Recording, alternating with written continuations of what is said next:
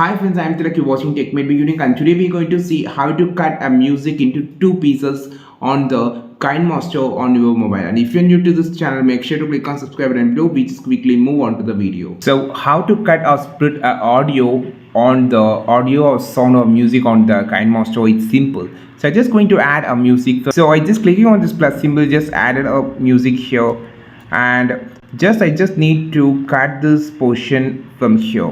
So click on this audio and you will see an option on the sidewise.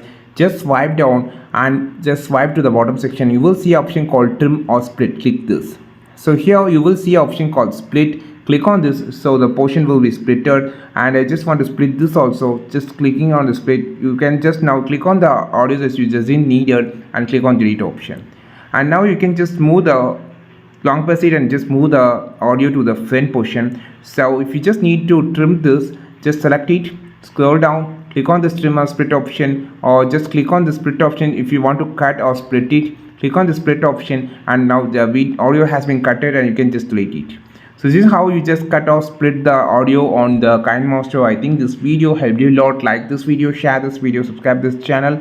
We will meet our next video with a super valuable content. This is Tilak signing off from Tech Made Be Unique. Have a wonderful day.